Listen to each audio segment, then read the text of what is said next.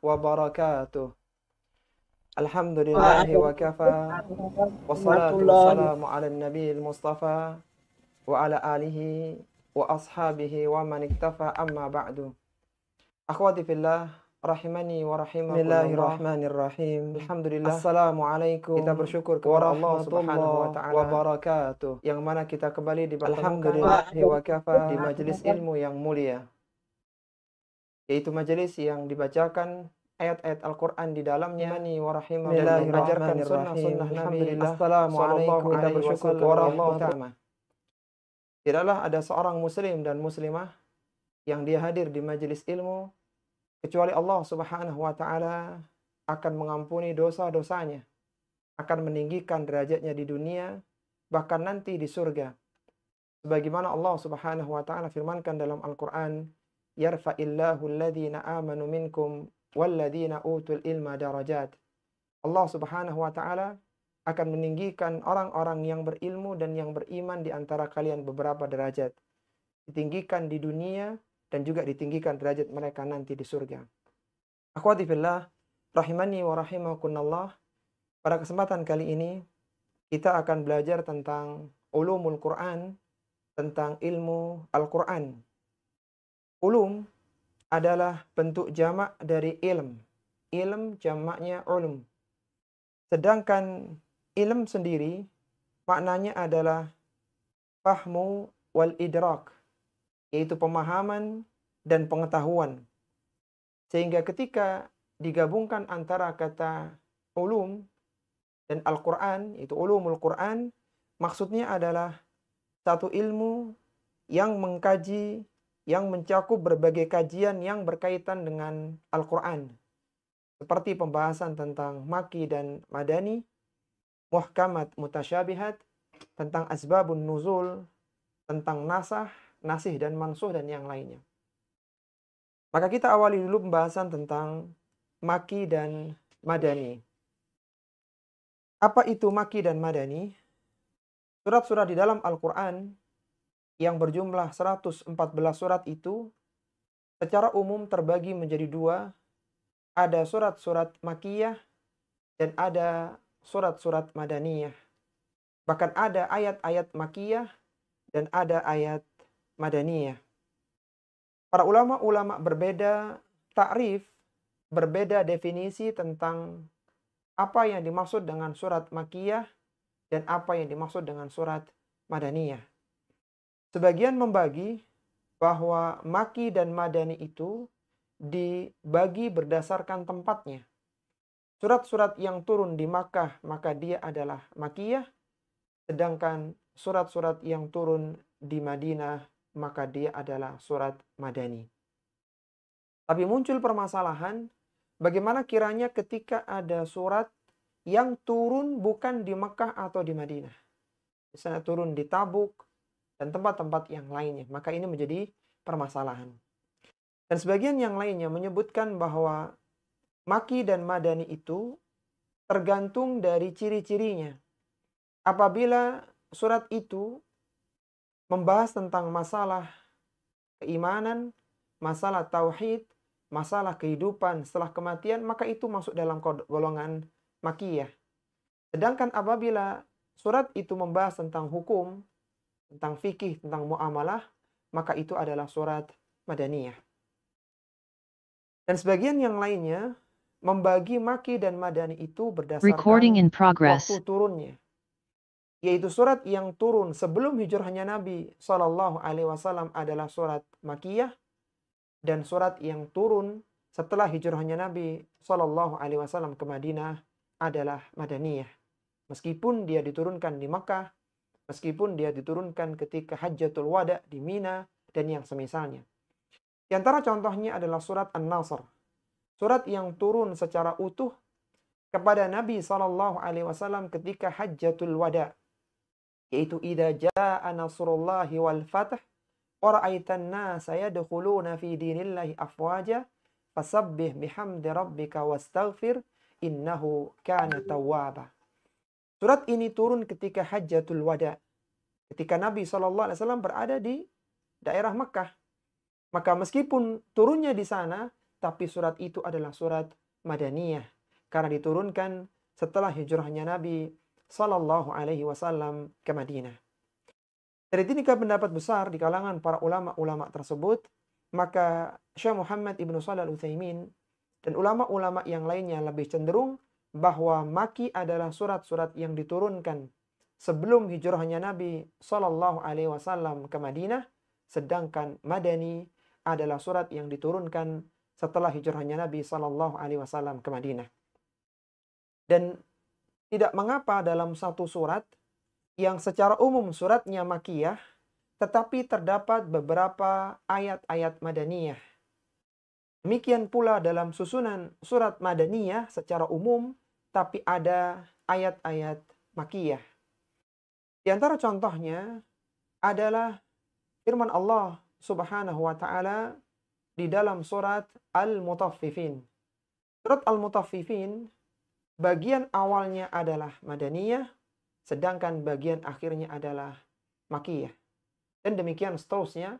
Ada surat yang secara umum dia Maki, tapi ada ayat-ayat Madani. Ada surat yang secara umum Madani, tapi di dalamnya ada ayat-ayat Makiyah. Dan ini tidak mengapa. Surat Makiyah, sebagaimana tadi kita sebutkan, pendapat yang dipilih oleh para ulama-ulama kita adalah surat yang diturunkan sebelum hijrahnya Nabi SAW ke Madinah. Sedangkan surat Madani adalah surat yang diturunkan setelah hijrahnya Nabi SAW ke Madinah. Kita tahu bahwasanya Nabi SAW tinggal di Mekah selama 13 tahun. Dan beliau berdakwah di Madinah selama 10 tahun. Beliau berdakwah selama 23 tahun. Sehingga jumlah surat-surat Makiyah itu jauh lebih banyak daripada surat Madaniyah. Ketika dilihat dalam sudut pandang Maki dan Madani, maka surat-surat dalam Al-Quran yang berjumlah 114 surat itu akan terbagi menjadi 3 pembagian. Yang pertama adalah yang ulama sepakat bahwasannya itu adalah surat Makiyah. Yang kedua adalah ulama sepakat bahwasannya surat itu adalah Madaniyah. Dan yang ketiga, ada surat yang diperselisihkan. Apakah itu termasuk Maki ataukah Madani. Surat-surat Makiyah berjumlah 81 surat, sedangkan surat Madaniyah hanya berjumlah 20 surat. Dan ada 13 surat yang diperselisihkan, apakah itu Maki ataukah Madani. Diperselisihkan oleh para ulama. Tapi kalau kita tengok kembali dari 13 surat itu yang diperselisihkan, maka 7 suratnya adalah Makiyah dan 6 suratnya adalah Madaniyah. Sehingga jumlah surat Makiyah ada 88 dan jumlah surat Madaniyah ada 26. Sehingga totalnya adalah 114 surat. Yang jelas para ulama berbeda apakah ta'rif Maki dan Madani, dan mereka pun berbeda. Ada surat-surat yang diperselisihkan mana apakah itu termasuk Makiyah ataukah Madaniyah, dan jumlahnya ada 13 surat. Di antara ciri-ciri surat Makiyah adalah diawali dengan al-huruful muqata'ah, dengan huruf yang terputus-putus, seperti alif, lam, mim, alif, lam, ra, kaf, ha, ya, ain, sad, taha, yasin, qaf, nun, dan al-huruful muqata'ah yang lainnya. Itu di antara ciri-ciri surat Makiyah. Kenapa surat Makiyah diawali dengan al-huruful muqata'ah? Sebagai tantangan kepada orang-orang Mekkah waktu itu, yang mereka berada dalam puncak sastra yang tinggi, sastra Arab yang tinggi, maka datanglah Al-Quran dengan huruf-huruf hijaiyah yang mereka kenal. Dari alif sampai ya. Dan mereka mengenal huruf itu. Kalaulah mereka mampu membuat yang semisal Al-Quran, maka silakan menyusun huruf-huruf hijaiyah seperti Al-Quranul Karim. Kalaulah mereka tidak mampu sendirian, silakan mendatangkan sekutu-sekutu mereka. Kalau mereka tidak mampu membuat 10 surat, maka minimal mereka membuat 1 surat saja. Dan mereka tidak mampu membuat yang semisal dengan Al-Quran. Semua orang-orang yang mengaku menjadi nabi palsu berusaha untuk membuat tandingan Al-Quran. Dan itu bangsa Arab tahu bahwa ini bukanlah kalimat-kalimat yang utama, tapi ini kalimat yang biasa, bahkan kalimat yang dianggap tidak tinggi nilainya di hadapan manusia. Maka Al-Quranul Karim datang dengan al-huruful muqata'ah untuk memberikan tantangan kepada orang-orang yang mengaku bisa membuat semisal Al-Quran. Kemudian ciri yang kedua, surat Makkiyah adalah mengandung kisah-kisah para nabi dan umat terdahulu. Jadi menyebutkan tentang kisahnya Nabi Musa, kisahnya Nabi Sulaiman, Nabi Daud, dan yang lainnya nabi-nabi terdahulu. Maka itu diantara ciri-ciri surat Makkiyah. Kita tahu bahwasannya Al-Quran sepertiganya adalah tentang kisah umat-umat terdahulu. Kemudian yang ketiga adalah mengandung ayat-ayat sajadah. Kita sudah membahas pada pertemuan sebelumnya, ada 15 ayat sajadah dengan pembagian-pembagiannya, dan itu menjadi salah satu ciri surat Makkiyah. Di antaranya adalah surat An-Najm yang ayat terakhirnya adalah ayat sajadah, dan itu menunjukkan bahwa surat itu adalah surat Makkiyah. Kemudian di antara ciri surat Madaniyah, di dalamnya terdapat dialog dengan ahlul kitab. Kita tahu bahwasannya di Mekah, kelompok manusia hanya terbagi menjadi dua, mukmin dan kafir. Adapun di Madinah, maka ada 3 golongan. Yang pertama adalah mukmin, kemudian kafir, yaitu orang-orang ahlul kitab, dan orang munafik. Ketika dialognya adalah dialog tentang ahlul kitab, maka itu menunjukkan surat Madaniyah. Kemudian yang kedua adalah di dalamnya disebutkan tentang orang-orang munafik. Karena kelompok munafikin itu baru muncul di fase dakwah di Madinah. Kita tahu bahwasanya Abdullah bin Ubay bin Salul yang rencananya akan dinobatkan menjadi pemimpin tertinggi di Madinah, ketika datang Nabi SAW dari Mekah ke Madinah, maka pandangan manusia tertuju kepada Nabi SAW, dan Abdullah bin Ubay bin Salul tidak dinobatkan menjadi pemimpin di Madinah. Sehingga akhirnya dia menobatkan diri menjadi pemimpin munafikin. Sehingga surat Al-Munafiqun yang ada di juz 28 itu ijma' para ulama bahwa itu adalah surat Madaniyah. Karena tidak ada kelompok munafik kecuali ketika di fase dakwah di Madinah. Di Makkah tidak ada orang munafik. Kemudian yang ketiga adalah berisi kewajiban dan sanksi hukum. Ketika itu membahas tentang hukum, tentang syariat, tentang aturan, maka itu diantara ciri-ciri Madaniyah. Itu tentang Makki dan Madani. Kemudian ada ayat-ayat yang muhkamat, yaitu ayat yang terang, yang tegas maksudnya, yang bisa langsung dipahami apa pesan dari ayat tersebut. Sedangkan ada ayat-ayat mutasyabihat yang tersamar, sehingga kadang-kadang orang menjadi ragu sesuatu yang tidak sesuai dengan apa yang Allah inginkan. Syekh Muhammad Ibn Shalih Al-Utsaimin rahimahullahu ta'ala membagi ayat-ayat mutasyabihat menjadi 2. Ada ayat mutasyabihat yang mutlak dan ada ayat mutasyabihat yang nisbi, yang relatif. Yang dimaksud dengan ayat-ayat mutasyabihat yang relatif adalah bagi orang-orang awam, ayat itu mutasyabihat. Mereka tidak mudah memahaminya. Tapi di kalangan para ulama mereka bisa menjelaskannya. Sehingga relatif, siapa yang melihat, yang mentelaah ayat tersebut, bagi orang yang tahu ilmunya maka itu ayat yang muhkamat. Tapi bagi orang awam yang tidak paham maka itu menjadi ayat yang mutasyabihat. Allah Subhanahu wa ta'ala berfirman tentang adanya ayat mutasyabihat dan muhkamat dalam Al-Quran. Allah berfirman, "Walladzi anzala 'alaikal kitaba minhu ayatun muhkamatun hunna ummul kitab wa ukharu mutasyabihat." Dialah yang menurunkan Al-Quran kepadamu, di antaranya ada ayat-ayat yang muhkamat, yang tegas, yang jelas maksudnya, dan itu adalah pokok dari isi Al-Quran, dan yang lainnya ada ayat yang mutasyabihat.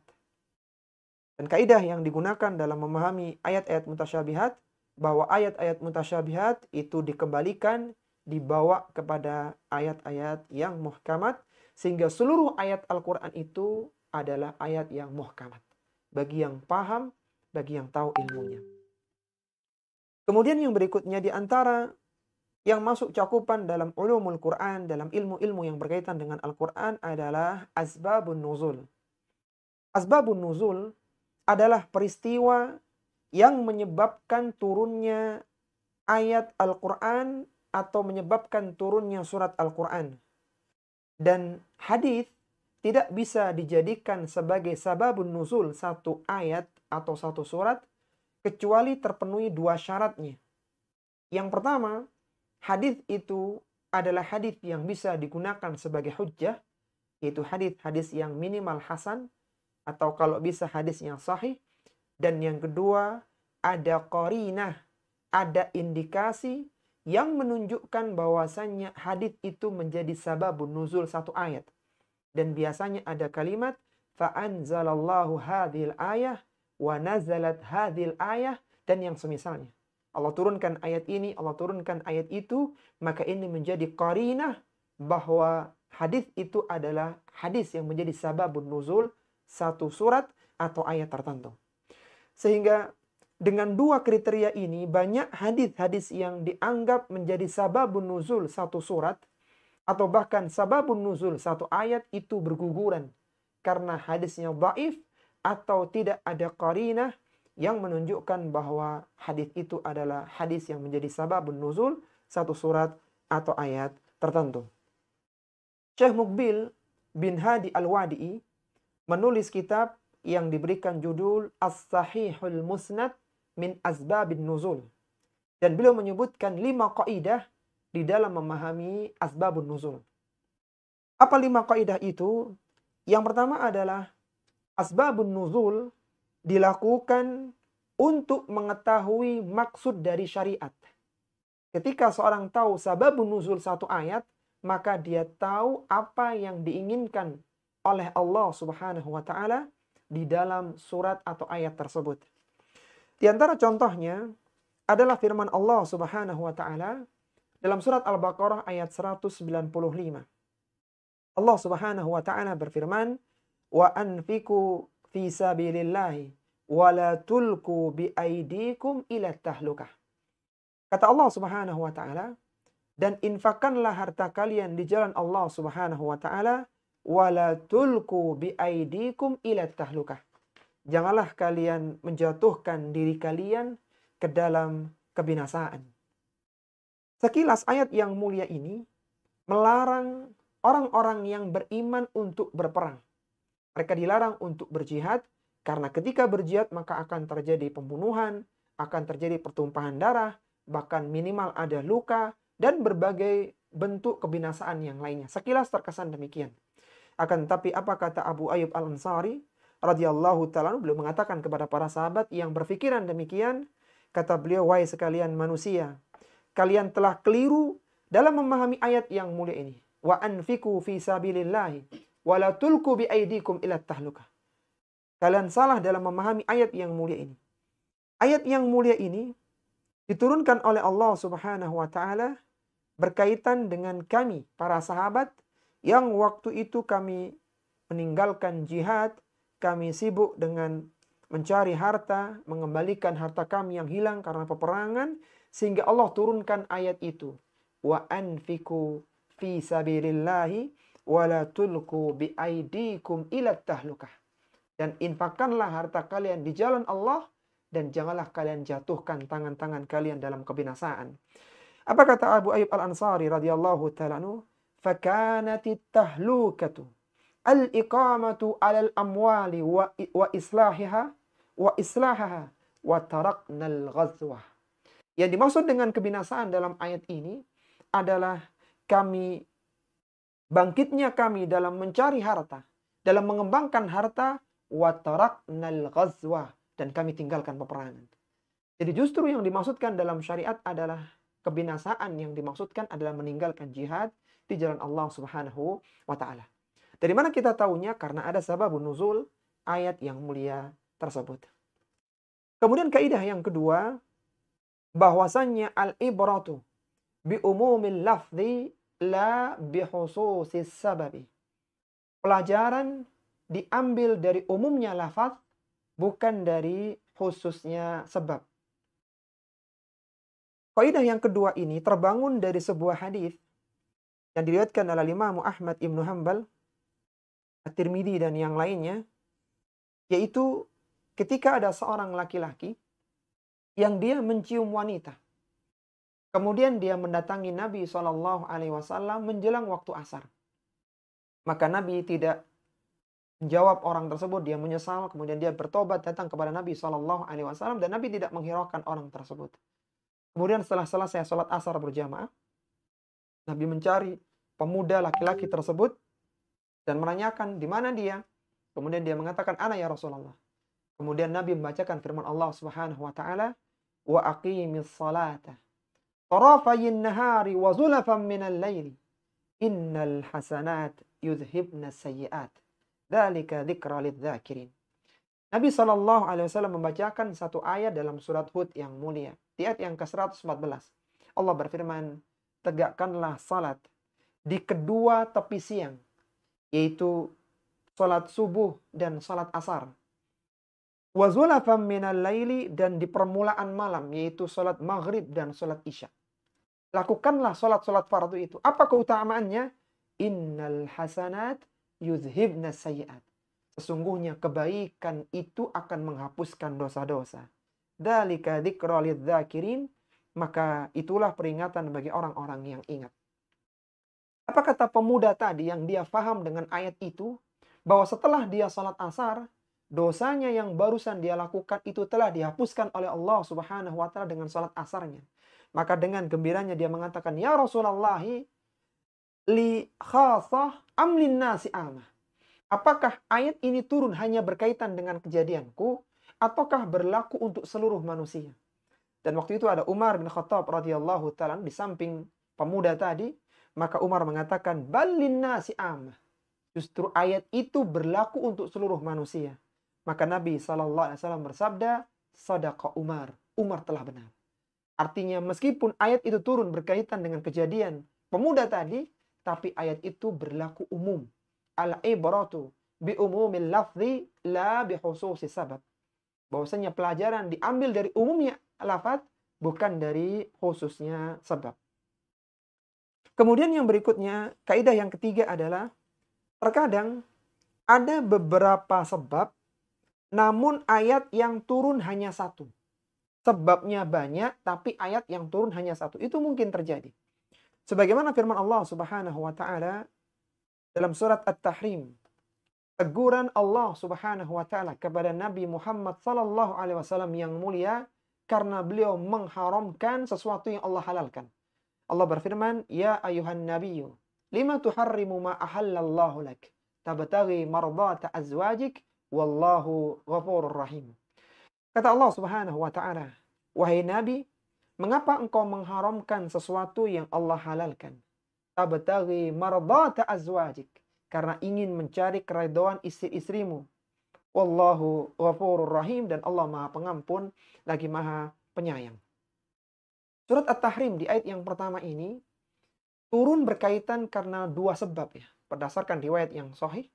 Yang pertama adalah berkaitan Nabi SAW yang sempat mengharamkan meminum madu di rumah Zainab binti Jahsh. Kita tahu Nabi SAW memiliki istri yang lebih dari satu, dan suatu ketika beliau mengunjungi Zainab binti Jahsh, salah satu istrinya, dan di situ beliau disuguhi dengan madu yang sangat lezat sekali. Kemudian Ibunda Aisyah radhiyallahu taala anha dan Hafsah radhiyallahu taala anha, mereka bersepakat kalaulah nanti datang Nabi kepada kita, maka kita sepakat mengatakan Nabi telah memakan maghafir, yaitu sebuah pohon yang baunya tidak sedap ya. Sehingga Nabi pun merasa tidak nyaman ketika disampaikan hal itu, dan akhirnya Nabi berjanji untuk tidak lagi minum madu di rumahnya Zainab binti Jahsh. Sehingga ditegur oleh Allah Subhanahu wa taala, kenapa diharamkan meminum madu padahal itu hukumnya adalah halal. Ini adalah sebab yang pertama. Kemudian sebab yang kedua, bahwa Nabi Shallallahu alaihi wasallam sempat mengharamkan untuk menggauli Maria Al-Qibtiyah. Itu salah satu hamba sahaya beliau. Padahal diperbolehkan dalam Islam seorang yang memiliki hamba saya itu menggauli hamba saya. Dan beliau sempat mengharamkan, sehingga itu menjadi salah satu sebab turunnya ayat tersebut. Intinya, bahwa sebabnya lebih dari satu, tapi ayat yang turun hanya satu, maka itu tidak mengapa. Kemudian yang keempat adalah, terkadang turun beberapa ayat, tapi sebabnya hanya satu. Kalau tadi banyak sebab ayatnya satu, kalau sekarang ayatnya banyak tapi sebabnya satu. Misalnya firman Allah Subhanahu wa taala tentang teguran kepada Nabi Shallallahu alaihi wasallam yang ingin memintakan ampunan untuk pamannya, yaitu Abu Talib. Allah berfirman, "Ma kana lin-nabiyyi walladzina amanu an yastaghfiru lil musyrikina walau kanu ulil qurba min ba'di ma tabayyana lahum annahum ashabul jahim." Kata Allah Subhanahu wa taala, tidak sepatutnya bagi seorang nabi dan orang-orang yang beriman ayyastaghfiru lil musyrikin. Mereka memohonkan ampunan kepada orang-orang musyrik walau kanu ulil qurbah. Meskipun orang musyrik itu adalah kerabatnya sendiri. Mim ba'di ma tabayyana lahum annahum ashabul jahim.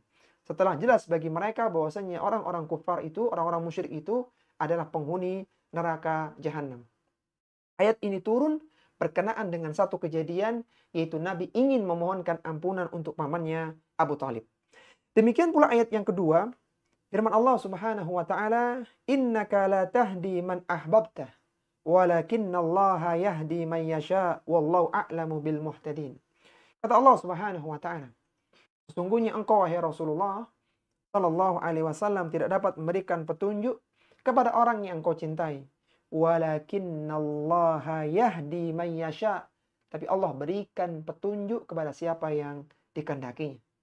Dua ayat ini turun berkenaan dengan keinginan pemohonan ampun Nabi Shallallahu alaihi wasallam kepada pamannya Abu Talib. Sebabnya banyak, tapi ayatnya banyak, sebabnya hanya satu. Kemudian yang kelima adalah tidak semua ayat di dalam Al-Quran memiliki sababun nuzul. Kenapa? Ya karena tidak terpenuhi dua syaratnya. Apakah itu hadisnya tidak sahih atau hadisnya tidak hasan? Dan yang kedua, tidak ada qarinah yang menunjukkan bahwa hadis itu menjadi sababun nuzul satu ayat tertentu. Ada sebuah ayat yang dianggap memiliki sababun nuzul padahal tidak. Itu firman Allah Subhanahu wa taala dalam surat At-Taubah pada ayat yang ke-76. Allah Subhanahu wa taala berfirman, "Falamma atahum min fadlihi bakhilu bihi wa tawallaw wa hum mu'ridun." Kata Allah Subhanahu wa taala, maka setelah Allah memberikan kepada mereka sebagian karunia-Nya, bakhilu bihi, maka dia menjadi bakhil dengan karunia itu, dia menjadi kikir dengan karunia itu. Wa hum watawallaw wa hum mu'ridun, dan ia berpaling dalam kondisi membelakangi kebenaran. Sebagian orang menganggap bahwasannya ayat ini turun berkenaan dengan kisah Tha'labah. Itu seorang yang asalnya miskin, kemudian sahabat yang asalnya miskin, kemudian dia mendapatkan karunia dari Allah Subhanahu wa taala sehingga dia menjadi orang yang kaya raya dan dia tidak mau mengeluarkan zakat. Maka itu dianggap sebagai sababun nuzul ayat tersebut, sebab turunnya ayat tersebut. Padahal kalau kita lihat hadis ini hadis yang dhaif. Hadis yang lemah dilihat dari sisi sanad dan matannya.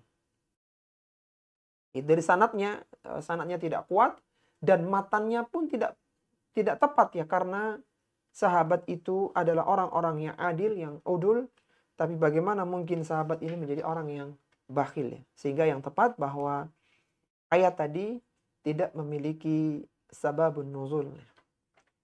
Tapi kita ulang dulu akhwati fillah rahimani wa rahimakumullah. Ada 5 kaidah di dalam memahami asbabun nuzul. Apa tadi kaidah yang pertama?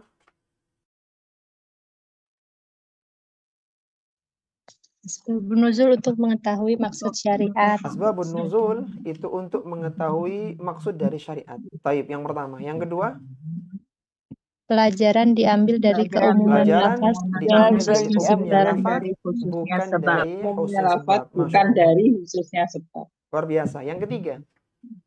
Terkadang ada beberapa sebab, namun Terkadang ayat yang turun ada hanya beberapa satu. sebab, tapi ayat yang turun hanya satu. Masya Allah. Yang keempat, Terkadang turun beberapa terkadang ayat, namun turun sebabnya beberapa hanya ayat, satu. namun sebabnya hanya satu. Luar biasa. Kemudian yang kelima, Tidak semua ayat tidak semua memiliki ayat asbabun memiliki nuzul. asbabun nuzul. Kenapa tidak semua ayat ada asbabun nuzulnya? Akhwati fillah.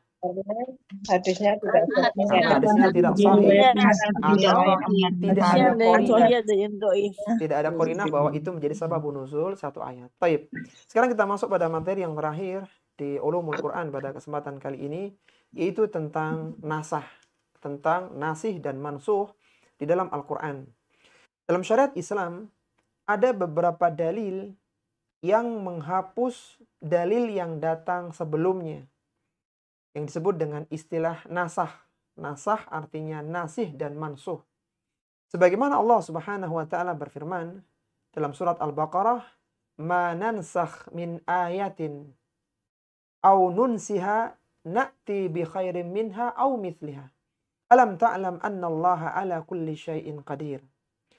Kata Allah Subhanahu wa taala, ayat mana saja yang kami nasah, yang kami hapuskan, au nunsia atau kami jadikan mereka lupa, ia lupa, na'ti bi khairin minha au mithliha.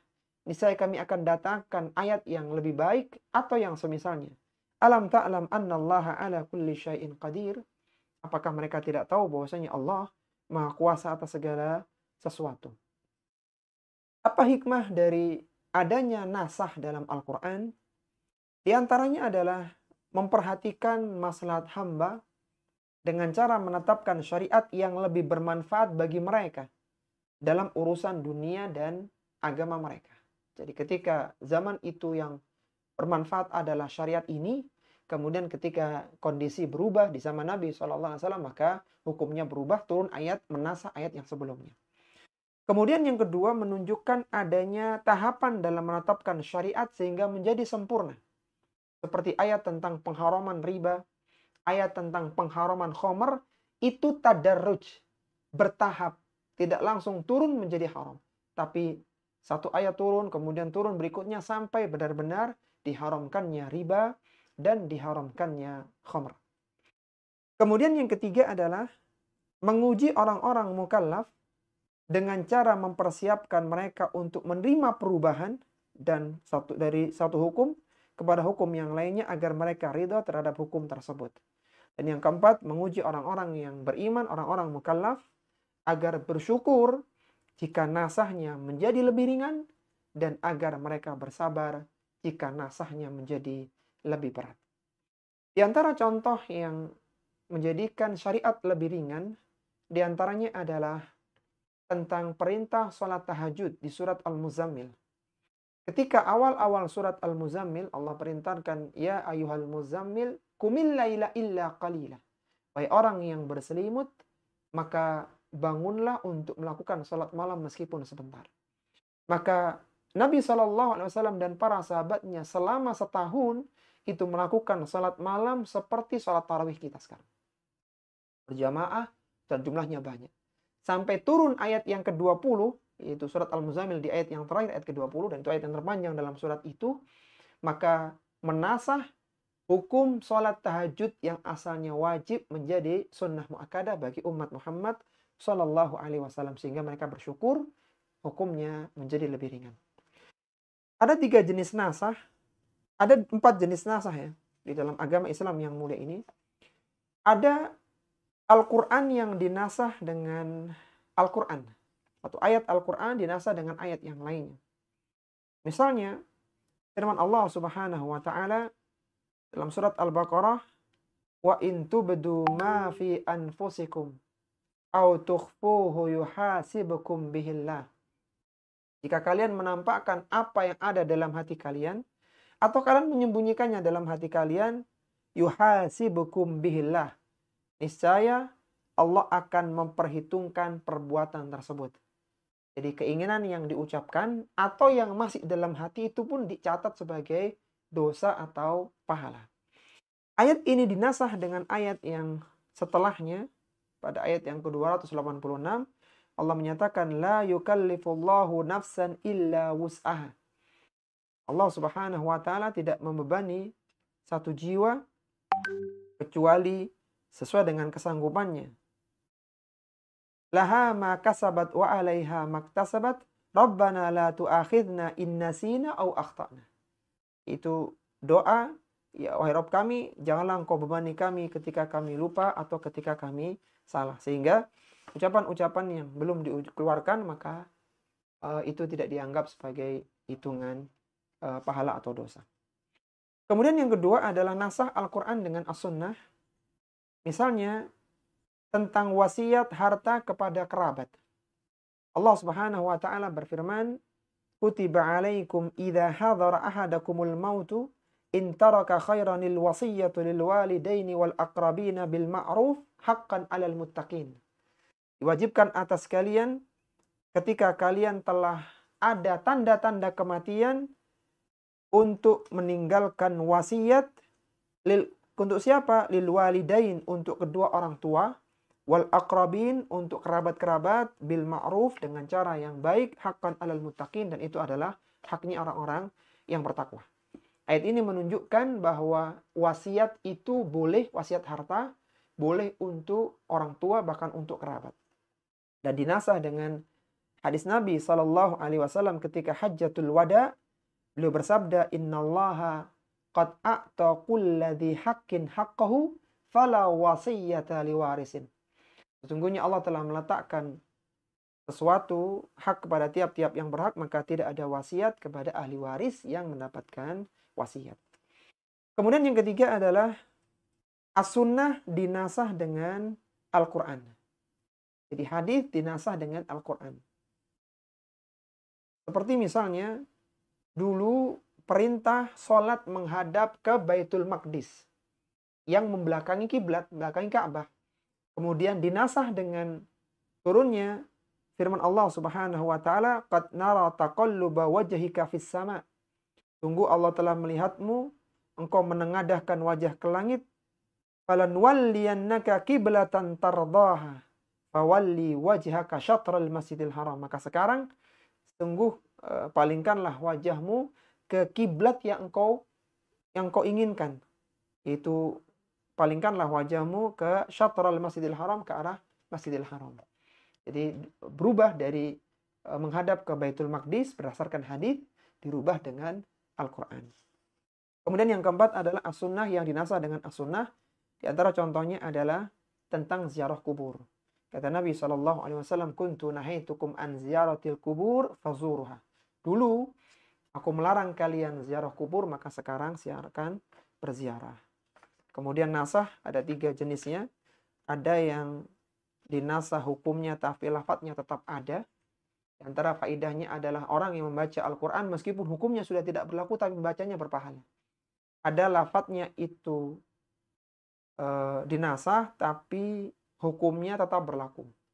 Sudah nggak ada lafadznya dalam Al-Quran tapi hukumnya tetap berlaku, yaitu tentang diantaranya tentang rajam. Dan yang ketiga adalah ada yang dinasah lafadz dan hukumnya. Di antaranya adalah persusuan yang menjadikan mahram. Itu sudah tidak ada lafadz ayatnya dan hukumnya diganti dengan hukum yang lainnya. Wallahu ta'ala alam, ini mungkin yang bisa kita bahas pada kesempatan kali ini. Kalau ada hal yang ingin didiskusikan, dipersilahkan. Ana kembalikan waktunya kepada moderator. Baik, dipersilakan kepada teman sekalian. Jika ada yang ingin didiskusikan, dipersilakan untuk resen. Ya, baik. Dipersilakan kepada Ibu Alika dari Cianjur. Baik, bismillah. Assalamualaikum Ustadz. Waalaikumsalam warahmatullahi wabarakatuh. Silahkan, Bu. Sebagai pemula dalam belajar membaca Quran, tahapan pembelajaran yang pertama kali harus dipelajari yaitu sebaiknya belajar tajwid dulu atau langsung mengikuti kelas tahsin. Barakallahu fikum. Wafikunna barakallah. Masya Allah. Pertanyaan sangat bagus dari Cianjur ya. Bagaimana ketika seorang ingin belajar Al-Quran, apakah dia ikut kelas tajwid dasar dulu atau ikut kelas tahsin ya. Yang pertama, akhwati fillah rahimani wa rahimakumullah, kita harus meyakini bahwa Al-Quran adalah kitab suci yang mudah untuk dibaca, mudah untuk dihafal, mudah untuk dipahami, dan mudah untuk diamalkan. Sebagaimana Allah sebutkan dalam surat Al-Qamar, وَلَقَدْ يَسَّرْنَا الْقُرْآنَ لِلذِّكْرِ فَهَلْ مِن مُدَّكِرٍ. Sungguh, kami telah mudahkan Al-Quran untuk dibaca, dihafal, dipelajari, bahkan diamalkan. فَهَلْ مِن مُدَّكِرٍ. Maka siapakah yang mau mengambil pelajaran dari Al-Quran? Al-Quran adalah kitab yang mudah untuk dibaca. Lalu bagaimana tahapannya? Ketika seorang muslimah ini masih awal-awal belajar, sebaiknya belajar tajwid terlebih dahulu. Dia belajar tentang idgham bi gunnah, idgham bila gunnah, idhar, ikhfa, iklab, mat, dan yang lainnya. Dia belajar dulu yang dasar. Kemudian setelah dia sudah mapan, maka dia belajar tahsin. Yang lebih tinggi lagi, bahkan nanti ada gharaibul Quran, ada gharib-gharib dalam Al-Quran, ada saktah, ada imalah, dan yang lainnya. Nah, itu levelnya sudah agak tinggi. Maka silakan belajar tajwid dulu, kemudian nanti ketika sudah mapan, maka belajar tahsin Al-Quran. Wallahu ta'ala a'lam. Baik. Jazakallah khair atas jawabannya, Ustaz. Jazakallah khairan. Silakan yang lainnya. Berikutnya silakan Ibu Aminta Ningsih dari Pemalang. Terima kasih Ustazah. Assalamualaikum warahmatullahi wabarakatuh. Waalaikumsalam warahmatullahi wabarakatuh. Silakan, Bu. Ustadz, saya ingin bertanya tentang tadi yang baru saja disinggung tentang ziarah kubur, bahwa ada nasah mansuh begitu yang tadinya dilarang, sekarang sudah diizinkan. Nah, yang ingin saya tanyakan adalah apa saja yang mungkin agak di luar dari pembicaraan pokok ini, tapi masih ada hubungannya. Apa saja yang boleh dilakukan ketika ziarah kubur? Karena saya pernah mengikuti kajian, itu katanya kita itu misalnya mengirimkan Al-Fatihah untuk almarhum yang sedang kita ziarah itu, katanya itu tidak sampai atau percuma. Itu. Mohon pencerahannya Ustadz. Taib. Jazakumullah. Jazakumullah khairan. Masya Allah. Pertanyaan yang sangat bagus ya. Tentang apa yang perlu dilakukan oleh seorang muslimah ketika ziarah kubur ya. Yang perlu kita pahami yang pertama, akhwati fillah, rahimani wa rahimakumullah, bedakan antara mengantarkan jenazah ke kuburan dengan ziarah kubur. Hukumnya berbeda. Kalau mengantarkan jenazah ke kuburan, maka pendapat yang kuat ya bagi wanita mah tidak diperbolehkan. Tidak diperbolehkan. Adapun untuk ziarah kubur, maka pendapat yang lebih kuat itu diperbolehkan. Meskipun ketika seorang terlalu sering, maka terkena ancaman dari Nabi Shallallahu Alaihi Wasallam yang mana Nabi menyatakan anna Rasulullah Shallallahu Alaihi Wasallam la'ana zawaratil kubur. Bahwasanya Nabi Shallallahu Alaihi Wasallam melaknat zawarat dalam bentuk sighah mubalaghah, yaitu wanita-wanita yang sering berziarah kubur.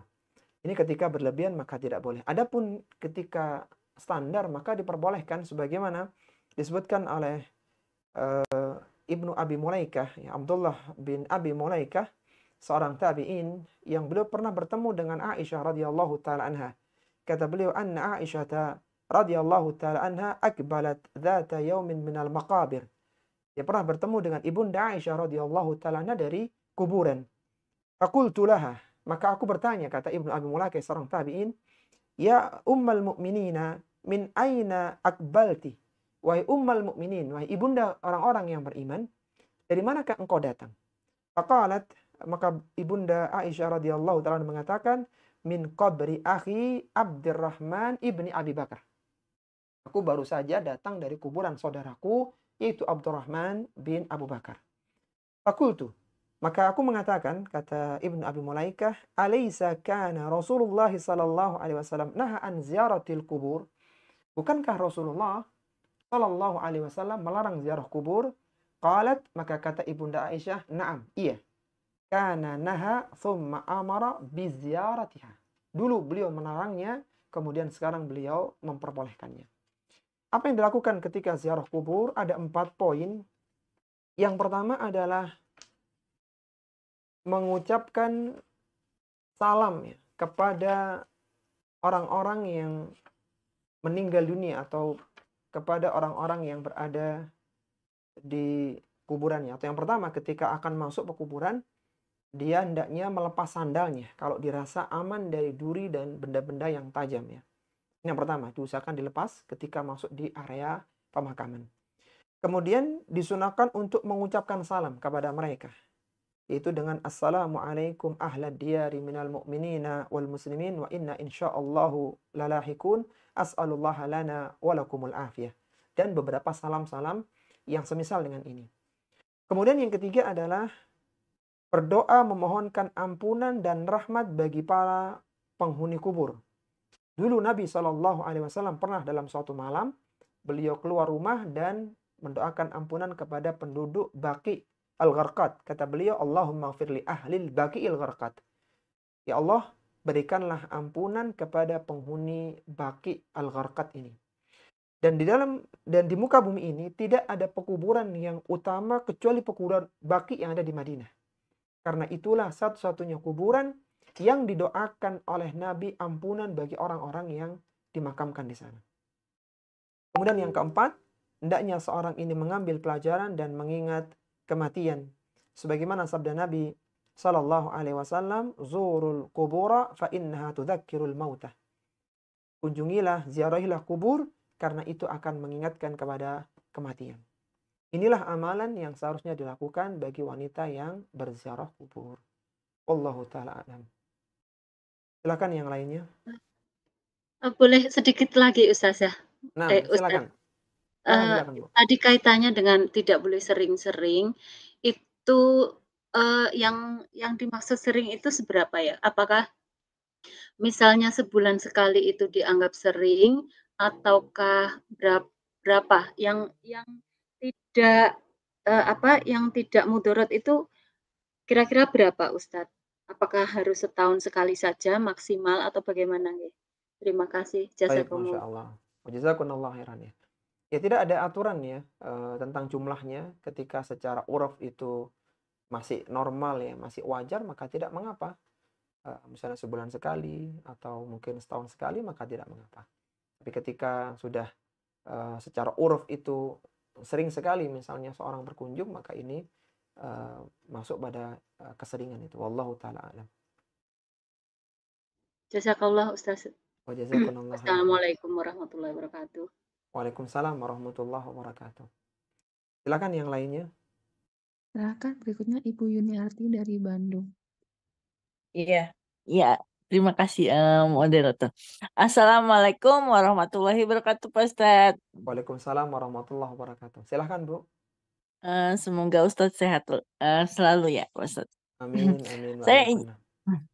Saya izin bertanya, Pak Ustadz. Jadi saya pada saat ini kan belajar bahasa Arab sambil menghafalnya. Jadi kita memang kita pada belum bagus sih tahsinnya gitu, Pak Ustadz. Jadi kalau menghafal sih alhamdulillah sudah hafal gitu. Misalnya surat Al-Waqiah kan 1-96. Tapi ya saya begitu kalau misalkan. Tapi saya pakai bahasa misalnya gini, Pak Ustadz. Jadi di sistem kita itu menghafal misalnya Iqra misalnya. Iqra itu kan misalnya fi'il amar, nah gitu. Misalnya Allahnya itu isim gitu. Itu boleh begitu nggak, Pak Ustadz? Misalnya menghafal, tapi kita bacaannya masih kurang baik itu. Apakah harus kita bahasa Arabnya dulu atau aslinya dulu? Memang itu dua-duanya memang harus ya, Pak Ustadz ya. Yang sebaiknya yang lebih baik tuh yang bagaimana, Pak Ustadz? Apa baik. Bacaannya dulu apa gimana, Pak Ustadz? Baik, Masya Allah. Pertanyaan sangat bagus dari Bandung ya, tentang bagaimana ketika seorang belajar ya makharijul huruf ya. Yang paling tepat ya ketika seorang pemula ya, apalagi yang ingin menghafal, sebaiknya ada gurunya, ada ustadzah yang membimbing ya. Sehingga ketika ditalakikan itu tidak ada yang salah, terutama di panjang pendeknya, terutama di makharijul hurufnya. Atau seandainya dia sudah bisa membaca sendiri atau bisa menghafal sendiri, maka disetorkan Kalau nanti ada kesalahan panjang pendek ya, yang ditahan atau yang tidak boleh ditahan, maka akan ada yang membenarkan. Jadi sebaiknya tetap ada guru yang membimbing ya, sehingga ketika ada kesalahan itu tidak berlarut-larut ya, tidak sampai menancap menjadi Iya. hafalannya. Wallahu Ya a'lam. di saya itu memang ada gurunya sih Pak Ustadz. Jadi teman saya tuh udah usianya sudah pada tua gitu ya. Alhamdulillah bacaannya sudah bagus. Nah, itu yang paling mudah tuh saya Pak Ustadz. Jadi kita sistemnya bekerja kelompok gitu Pak Ustadz. Jadi Iya, saling mengoreksi gitu. iya, Itu iya. kalau kita belajar begitu apa diperbolehkan apa tidak Pak Ustadz? Jadi Iya, kalau memang ada yang senior ya yang tahu tentang ilmu tajwid, tentang tahsin, maka diperbolehkan. Tapi kalau sesama yang awam yang sama-sama tidak paham, maka sebaiknya mendatangkan guru. Tapi kalau ada yang memang senior, dia pintar dalam, dia paham tentang bagaimana tajwid ya, maka boleh mengkoreksi yang lainnya. Bahkan disebutkan bahwa majelis-majelis seperti itu adalah majelis yang Allah Subhanahu wa taala akan menurunkan rahmat untuk mereka. Allah akan ampun dosa-dosa mereka dan membanggakan mereka di tengah para malaikatnya. Sebagaimana disebutkan dalam sebuah hadis, "Famajtama'at qaumun fi baitin min buyutillahi yatluna kitaballahi wa yatadarasunahu bainahum." Tidaklah ada orang-orang yang berkumpul dalam rumah Allah yang mereka membaca kitabullah dan saling mengajarkan kepada mereka. Illa nazalat alaihimus sakinah wa ghashiyatuhumur rahmah wa haffathumul malaikah wa dzakarahumullahu fi man indah. Kecuali Allah akan turunkan rahmatnya untuk mereka, Allah akan liputi mereka, mereka akan dinaungi oleh para malaikat dan mereka akan dibanggakan oleh Allah Subhanahu wa taala di tengah para malaikatnya. Ya, wallahu a'lam. iya Ustaz. Iya Ustaz. Jadi kalau untuk atas jawabannya. Assalamualaikum warahmatullahi wabarakatuh. Waalaikumsalam warahmatullahi wabarakatuh.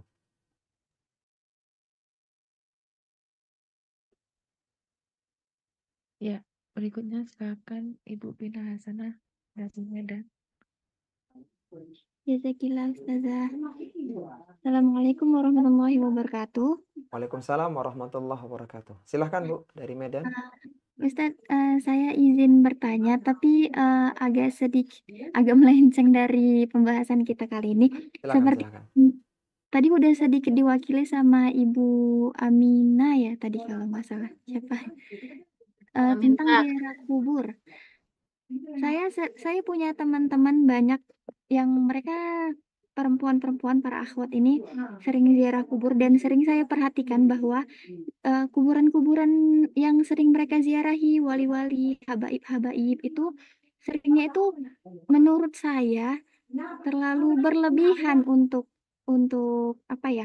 Untuk nisannya gitu, bahkan terlalu besar, terlalu banyak bunganya gitu. Dan seringkali mereka itu kalau upload story gitu kan Ustadz, itu mereka seperti kurang lebihnya seperti gini. Misalnya saya ini ziarah kubur kan, terus nanti saya upload story dengan tulisan doain Pina ya Bib, biar berkah ilmunya, biar makin istiqomah. Doakan Pina ya, terus tolong dipanggil lagi ya Bib untuk main-main kemari untuk ziarah lagi. Itu bagaimana ya Ustadz? Baik, Masya Allah. Pertanyaan sangat bagus ya dari Medan ya. Tentang bagaimana yang seharusnya dilakukan ketika ziarah kubur ya. Bagaimana tadi sudah kita sebutkan bahwa hukumnya ketika seorang wanita ziarah kubur itu diperbolehkan ya. Sebagaimana hadis-hadis yang sahih dalam masalah ini. Meskipun ada beberapa batasannya. Salah satunya tidak boleh seorang ini minta kepada orang-orang yang sudah meninggal dunia. Maka ketika dia minta, dia harus minta kepada Allah Subhanahu wa taala. Karena berdoa itu adalah bagian dari ibadah yang harus diberikan hanya untuk Allah Subhanahu wa taala. Tidak boleh meminta kepada Nabi SAW, kepada para malaikat dan yang lainnya. Ketika berdoa maka mintanya hanya kepada Allah Subhanahu wa taala. Sebagaimana Nabi SAW sabdakan, ad-du'a'u huwal ibadah. Doa adalah ibadah. Ketika doa dikatakan sebagai ibadah oleh Nabi SAW, maka ibadah harus diberikan hanya kepada Allah. Harus ditujukan kepada Allah Subhanahu wa taala. Sehingga ketika minta maka minta kepada Allah Subhanahu wa taala. Sebagaimana hadis yang masyhur dari Abdullah bin Abbas radhiyallahu taala anhuma, Nabi SAW mengingatkannya, fa idza sta'anta fasta'in billahi, apabila engkau minta maka mintalah kepada Allah Subhanahu wa taala. Jadi hendaknya seorang meluruskan niatnya, meluruskan keyakinannya bahwa dia berdoa hanya kepada Allah Subhanahu wa taala saja. Wallahu taala a'lam. Ya, baik Ustaz. Jazakumullah khairan ya Ustaz. Wa jazakumullah khairan. Silakan mungkin yang pekan lalu mungkin yang bertanya tapi belum kesampaian. Ya, mungkin kalau tidak ada yang raise hand didahulukan.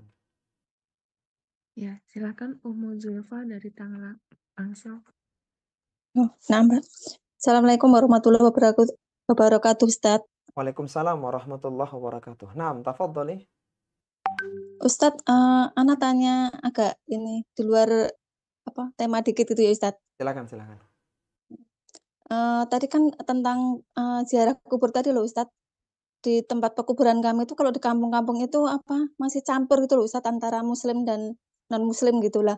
Qadarullah itu kedua mertua kami itu udah meninggal gitu. Dimakamkan di situ cuman beda gang gitu doang loh, Ustaz. Gang-gangnya beda gitu.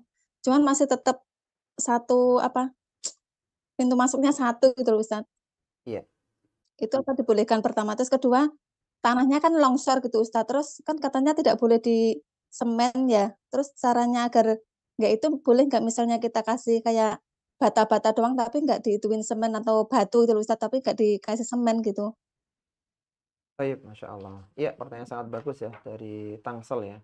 Tentang bagaimana ketika seorang ziarah tapi orangnya bercampur ya. Maka sebaiknya ketika kondisinya demikian ya, seandainya ingin ziarah ya cari waktu-waktu yang lebih longgar ya. Sehingga tidak crowded ya, tidak bercampur antara laki dengan wanita, apalagi seorang muslim dengan non-muslim di sana ya. Adapun tentang masalah meninggikan ya atau memberikan tanda di kuburan, maka ini diperbolehkan selama tidak melebihi 1 jengkal ya. Bagaimana disebutkan dalam hadis dari Jabir radhiyallahu taala anhu, anna Nabiy sallallahu alaihi wasallam rufi'a qabruhu 'anil ardi qadra shibrin.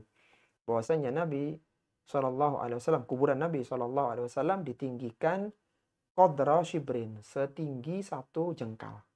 Jadi tinggi 1 jengkal dan supaya sebagai tanda ya, tidak rata dengan tanah dan dibuat musannaman, itu dibuat seperti gundukan. Bagaimana disebutkan dalam hadis Sufyan bin At-Tamar rahimallahu taala, ra'a qabran Nabiy sallallahu alaihi wasallam musannaman. Dia pernah melihat kuburan Nabi sallallahu alaihi wasallam itu musannaman, yaitu berbentuk gundukan. Jadi ketika seperti ini maka ini diperbolehkan. Wallahu taala a'lam. Tapi ini Ustaz, di pinggirnya dikasih batak itu boleh, Ustaz? Ya, kalau diberikan batu diperbolehkan, Bu. Ya, sebagaimana disebutkan dalam nas-nas dalil ya, ketika memberi tanda ya, bahkan beberapa ulama memberi nama ya di batu nisan itu, maka diperbolehkan. Wallahu a'lam. Terus ini Ustaz, tadi yang Ana maksud itu perkuburannya yang campur gitu loh, Ustaz. Jadi ada yang Nasrani juga tapi beda gang gitu. Terus di atas itu juga ada yang Hindu juga, cuman beda gang gitu juga, Ustaz. Pintu masuknya sama tapi yang kanan itu buat non-muslim, yang kiri buat muslim kayak gitu loh, Ustaz. Iya, idealnya Apakah dipisah antara pekuburan kaum muslimin dengan non-muslim ya. Nah, sebagaimana itu dari disebutkan kampung-kampung udah model gitu ya, Ustaz. Kemarin itu suami sempat cerita gitu loh, diangkat tapi apakah tidak jadi mudarat kalau sudah dikubur tuh diambil gitu loh, dipindah ke yang muslim doang gitu loh, Ustaz. iya, cuman harus dilakukan dengan keridhaan banyak pihak ya. Jadi jangan sampai ingkarul mungkar kemudian melahirkan kemungkaran yang jauh lebih besar. Jadi silakan didiskusikan dengan pihak-pihak terkait. Seandainya itu yang dilakukan, maka jangan sampai menimbulkan fitnah yang lebih besar. Seperti itu. Gitu, Wallahu Ustaz. a'lam. Nah, Syukran jazakallahu khairan, Ustaz. wajazakumullah khairan. Silakan mungkin yang lainnya.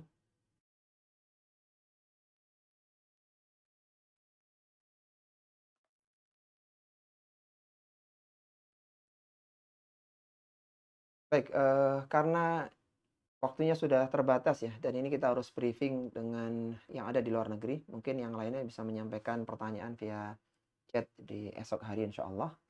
Dan karena malam ini juga ada beberapa muslimah yang di luar negeri, bisa minta tolong raise hand yang dari luar negeri. Ada dari negara mana saja ini? Yang dari luar negeri. Ummu Amar hadir ya?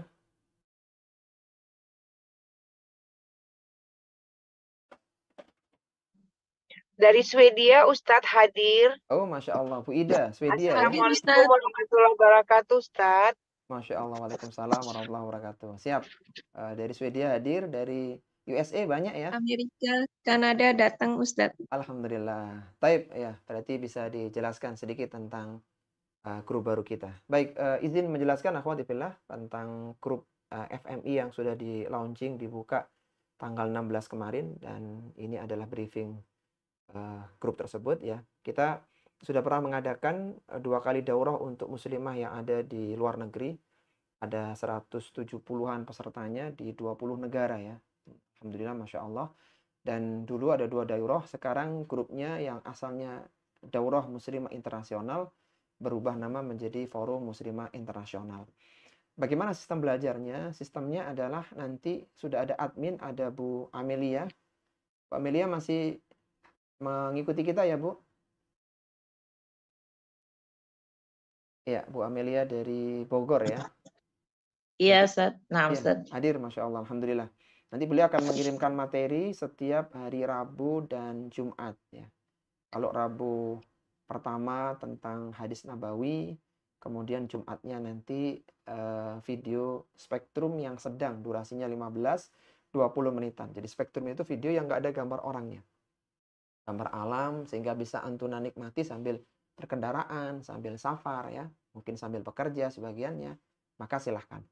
Kemudian nanti di pekan kedua ada kajian tematik dari setiap hari Kamis ya, setiap hari Kamis kita ingatkan hari Rabunya, kemudian Kamis, kemudian Jumat kita kirimkan rekamannya.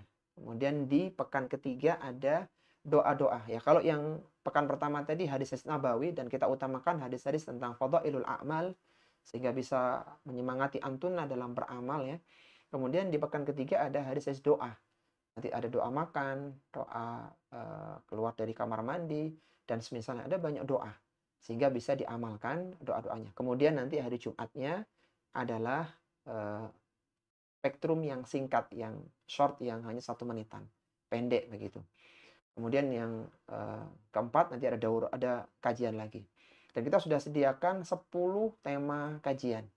Dan insya Allah di pekan depan hari Kamis ada kajian tentang bagaimana semangat para ulama dalam menuntut ilmu sebagai kajian perdana di Forum Muslimah Internasional. Di Forum Muslimah Internasional tidak ada konsultasinya, grupnya akan di-close, akan ditutup, kemudian tidak ada syahadah, tidak ada sertifikat. Kalau ada yang mau disampaikan, bisa disampaikan ketika kajian secara langsung ya. Dan bagi yang ingin menyebarkan flyer, silakan. Mau dibuat foto profil, status, ya di-share ke medsos, maka silakan. Itu diperbolehkan ya. Semoga menjadi sarana kebaikan untuk kita semuanya. Begitu insya Allah secara sederhana tentang Forum Muslimah Internasional. Ada yang mau disampaikan dari luar negeri tentang grup kita ini, FMI? Ya, bagi yang ada di Indonesia, kalau ingin ikut ya, kajian setiap hari Kamis kedua dan keempat bisa mengikuti via YouTube ya. Sehingga yang masuk di Zoom khusus yang di luar negeri begitu. Baik, sudah. Ada sedikit Ustadz. Silakan. Ummu Amar, ini ya. juga admin di FMI ini, Ummu Amar. Tafadhali. Iya Ustadz, jazakumullahu khairan. Menyampaikan pesan dari beberapa peserta yang sudah join, menyatakan permohonan maaf ketika misalnya Ustadz kajian langsung seperti kali ini, namun karena waktu yang bersamaan dengan bekerja atau kegiatan tertentu yang memang sudah rutin, izin menyimak di grup dan di YouTube. Untuk kajian langsungnya bukan berarti tidak mau hadir, tapi karena keterbatasan, jadi hadirnya setelahnya Ustaz menyimak. Baik, iya, silakan, tidak apa-apa. Jadi kita ada 3 sistem ya, bisa yang hadir via Zoom dengan kuota yang agak lumayan ya. Ada yang hadir nyimak live YouTube, boleh. Ada yang menyimak rekaman juga boleh. Jadi bebas bagaimana antuna mengakses. Yang penting istiqomah dalam belajar. Insya Allah akan banyak ilmu-ilmu yang antuna akan dapatkan. Jadi bebas saja di kita. Jadi tidak harus ikut Zoom. Bahkan Zoom kita ini terbatas hanya 300 peserta. Sehingga yang tidak masuk ya pilihannya tinggal di YouTube gitu ya. Tidak mengapa Ummu Ammar. Baik, ada lagi yang lain? Iya Ustadz, itu saja yang disampaikan dari peserta yang sudah join. Jazakumullahu khairan Ustadz. Jazakumullah khairan. Nanti mohon dukungan ya dari Ummu Ammar di USA, mungkin Bu Firly di UK ya, Bu Ida di Swedia, Nah, Bu Ustaz. ada lagi dari Qatar ya, Masya Allah. Kita mohon dukungannya. Dan kalau ada yang ingin bergabung masih bisa. Karena kuota di FMI itu 1024 baru terisi 170-an. Jadi masih sangat longgar sekali. Cuman bagi yang bergabung harus berdomisili di luar negeri, tidak boleh di Indonesia. Baik, barakallahu fikunna. Semoga kita Barusan bahas. ini ada yang bergabung Ustadz, udah menyatakan diri, tapi Anda belum ngecek dari Australia. Oh, Masya Allah. Siap. Ini Australia sekarang tengah malam, Ummu Ammar. Jadi Iya Ustadz. malam banget ya, kasihan mereka. Jadi biasanya mereka izin untuk besok paginya. Para kuliah lah, Iya, semoga Ustadz. bermanfaat ya. Semoga yang kita kaji ini menjadi pemberat timbangan kebaikan kita, dan silakan disebarkan. Bagi yang ingin menyebarkan kajian ini, boleh yang YouTube ya. Kalau yang Zoom sebaiknya yang ada di grup saja. Adapun YouTube silahkan disebarkan ke luar, tidak mengapa. Baik, jazakumullah khairan. Ana mohon maaf kalau ada hal yang kurang berkenan. Ana kembalikan waktunya ke moderator untuk mengakhiri kajian pada kesempatan kali ini.